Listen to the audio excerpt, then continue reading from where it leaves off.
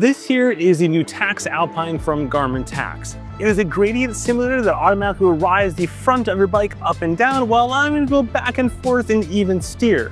I've been putting it through its paces over the last little while, both myself as well as my wife, to see where it works well and where it might fall a little bit short. Not like actually fall down, but anyways, you get the point. This concept, of course, is relatively similar to something like the Wahoo KICKR CLIMB that came out a gazillion years ago and the Elite Rizer that came out half a gazillion years ago. Except it does more than both of those and, of course, costs more than both of those. That's just the way things work these days. So the very first thing to know about the Tacx Alpine is that as of launch, it has two compatible trainers. It has a Tacx Neo 3M that you see back there, or the Tacx Neo 2T that you see there.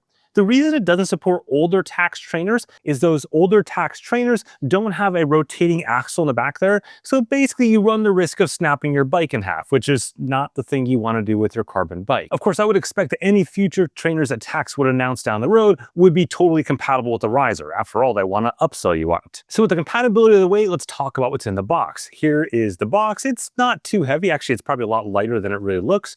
Inside, you're going to find the Tacx Alpine tower itself. You're going to find the base plate. That's a piece that this thing will rock back and forth on. You're going to find a whole bunch of axle adapters for the Alpine for the front end up here to attach your fork to. Then you're going to find another pile of axle adapters for the back there, in particular for the Tacx Neo 2T that allows it to rotate. In fact, you'll see there's two different bags there, bag A and B. One bag, bag A, is if you have a Neo 3M, and one bag, bag B, is if you have the Neo 2T. So you'll need stuff from bag A as well if you have a Neo 2T. Anyways, you'll also find yourself this nifty IKEA-like tape measure. I would say, as one who has permanently borrowed a lot of IKEA tape measures over the years, this is slightly stronger material, so it should hold up a little better. This is to go ahead and be able to measure the distance between the front fork and the rear axle so that the gradient accuracy is correct on this. You put this inside the app and then it calculates things more correct. Also, now you have a free ruler. Now, setup is fairly straightforward. What you do first is to have your bike on the trainer with the front wheel already there. Then you're going to take this base plate. This is the piece that will eventually roll back and forth on, and you're going to put it directly below that rear wheel such that the front fork axle piece is directly above that little line down there at the bottom.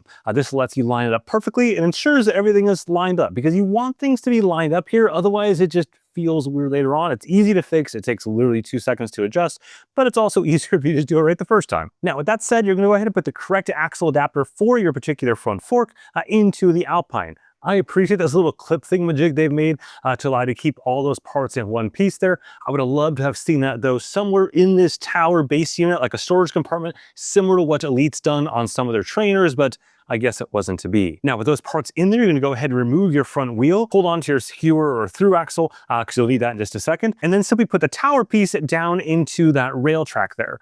Line up your front fork with the frontal little bits there where you put the through axle adapter or skewer into, and you're good to go. You can also ensure the lines are lined up on the base unit with the tower unit there on the sides, though practically speaking, it hasn't seemed to matter because it does plenty of runway, more than you could possibly use. Speaking of that track, if you want to look at the underside of things, you can see the four wheels this thing rocks back and forth on. As you've obviously figured out by now, it is two separate pieces, a base plate and a tower piece, and that tower piece simply has those four wheels on it that run back and forth on that track relatively freely. Hey, just a quick note, if you are finding this video interesting or useful, just simply watch it all the way through. That is the only thing the YouTube gods care about these days, and it really does help with this video and the channel quite a bit. Now, at this point, you'll do a calibration. To do that, you're going to simply hold the up and down button for about 6 seconds, and what that's going to do is it's going to ensure that everything is calibrated correctly. You'll see it'll start going there. And watch this, it'll go up automatically, just like that. And it's gonna go from the very bottom to the very top.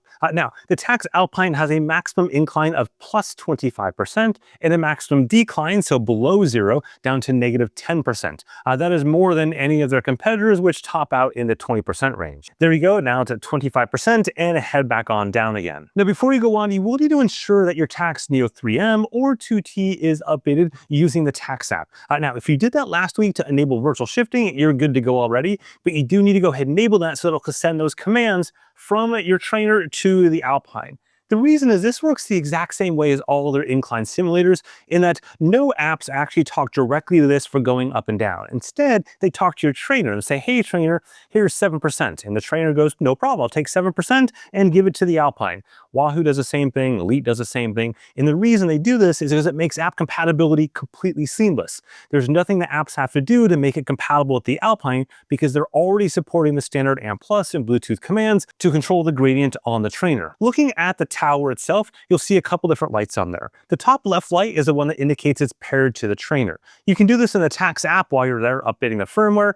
Just go ahead and basically connect to both of those things and it'll connect the tower to the trainer itself. But ultimately that icon means that it is talking to the trainer, or rather the trainer is talking to it and being controlled by the trainer. However, there's also an icon in the upper right here, which shows like a little phone icon. That is for the app control icon. And now I just said it's not being controlled by the app, but that was for gradient simulation. The app control icon is all about controlling steering left to right. So as you rotate the handlebars like this, it'll steer in game apps that support it. That today includes Zwift, but I'm sure at some point down the road, other apps will support it as well. And then below that is the auto button. That button will automatically be turned on and lit to blue, indicating this thing is automatically be controlled by the trainer. That's an important difference between them and what Wahoo has done, where Wahoo basically, when it's powered off or otherwise disconnected in some way, shape, or form, it goes into a lockout mode, so it will not automatically go up and down. The problem with that, though, is that people learned over time, you just always forget to turn it on. And as a result, you almost always get through the ride going, oh yeah, I never went up and down with my KICKR Climb.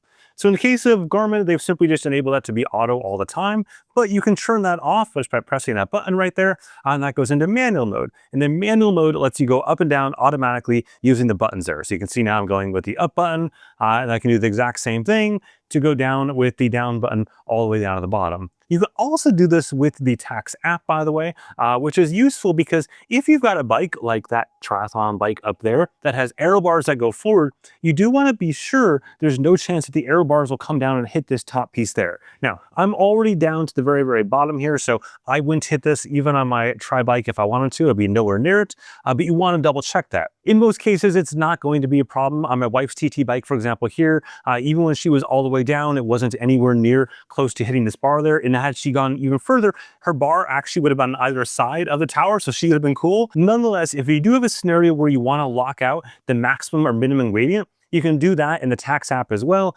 Just simply set those maximum or minimum gradients that this thing will go to. In any case, let's get into actually using this thing in normal usage. So let's just start off with Zwift as kind of a good starting point here. So in Zwift, you're going to pair up your trainer like normal. You're going to pair up everything else you would always do. However, you're also going to pair up the controls showing the Tacx Alpine. Now, if you have vertical shifting, for example, on the Zift Click or the Zift Play, you can also pair those up as well. So the Alpine portion will be purely there for steering left and right. So as you start riding in Zwift, the unit will simply go up and down according to the gradient. Again, this is not super complex. This is the exact same thing as been on the Wahoo and Elite units for like almost a decade or something, now just on the Tacx unit, and now with a higher level of gradient on the top side and steering built in.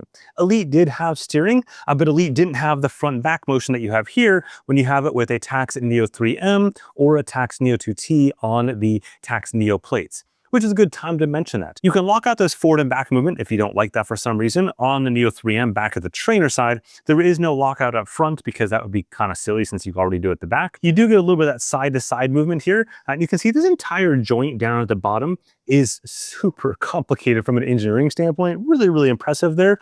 And thus allowing some of that movement both front and back as well as steering, and of course a tiny bit of side to side movement too. Now when it comes to that steering in game in apps that support it, including Zwift, it's pretty straightforward. If you go ahead and turn to the left, you'll see your avatar go to the left. If you turn to the right, you see your avatar go to the right, and back and forth.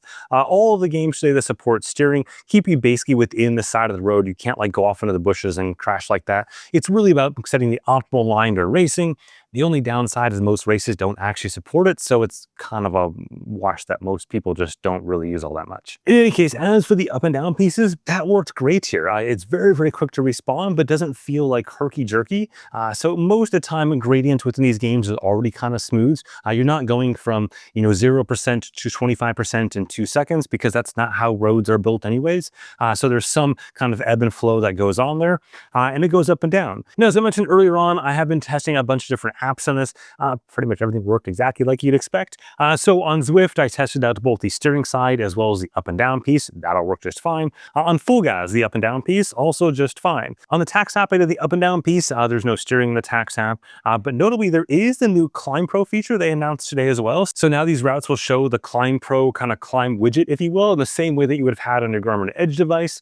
I'd say this is definitely better implemented than what we see on Zwift. Zwift has these like climb segments that you see. They've had it for a year or two, and that's great. But the Climb Pro side here built into the Tacx app is super cool and mirrors what you'd see on a Garmin Edge or Forerunner, etc. type device. Beyond that, I also tried it in Training Peaks Virtual, also known as Indivelo. No problem there from a up and down portion, but you couldn't pair it from a steering perspective because the steering in Training Peaks Virtual is purely keyboard, etc. based and not yet based on any accessory. And then lastly, from an app standpoint, I tried it in MyWhoosh as well for the up and down portion, but it would not pair on the steering side of things. MyWhoosh does support steering for the Elite Rizer, so it's probably just some time before they add a support for the Tacx Alpine as well. Okay, so let's kind of wrap things up here. Now, what is the price of this thing? It is $10.99 or euros, it doesn't matter. That is more than it was supposed to be, yet again, welcome to tariffs. So that said, if you look at the competition, it is roughly priced in the same ballpark as the Elite Rizer, but it has, of course, more features than the Elite Rizer does in terms of having a greater incline ability, as well as having the forward and back piece the Elite Rizer doesn't have. The Elite Rizer does have steering. It does, of course, cost more than the Wahoo KICKR CLIMB, but again, the Wahoo KICKR CLIMB doesn't go as high. Though notably, the KICKR CLIMB does have a separate handlebar attachment you can put here to control the gradient manually up and down. I appreciate it's there for the handful of people that want to manually control the gradient. You can do this right now, of course, on these buttons here, though it is a bit awkward when you get to plus 25% grade, you're trying to like lean over. You can do it on the app, you can do it on your Garmin Edge device, etc. if you really wanted to manually control the gradient. Ultimately though, just like we saw with the Tacx Neo 3M versus the Wahoo KICKR Move, you're just talking about the Tacx, the Garmin Tacx, if you will, for a more expensive device, a premium device, and all the things that come along with that. However, unlike the Tacx Neo 3M versus the KICKR Move, in the case of the KICKR Move, it did have like a better movement base and stuff like that than Tacx Neo 3M. Here, I would say across the board, this is a better device. Like it's just better from a usability standpoint, better from a functional standpoint, better from a spec standpoint. There's really almost no category where the KICKR CLIMB is better than this one here. Versus the Elite Rizer, you can go back and forth and debate lots of things there from a usage standpoint, including the ability to connect to third-party trainers. That's sometimes a little bit iffy, but at least it's technically there. Ultimately, as we've seen for other Garmin devices, but especially for Tacx devices in the last couple of years, Garmin is selling things at a premium, and it's not going to be for everyone. We haven't seen Garmin or Tacx refresh anything below their premium trainers in like 8 years or something, like 7 years, a long time, right? And so at some point, maybe we'll see a Tacx Neo 3M without the M, just a Tacx Neo 3 that costs less than the $2,000 or so this thing costs. But for now, Garmin and Tacx are definitely skewing towards premium, whether we like it or not. Anyways, if you have the money for it, then this is a great product. I don't really have any complaints about it. It works pretty much exactly like you'd expect it to, just takes a chunk out of your wallet. With that, have a good one.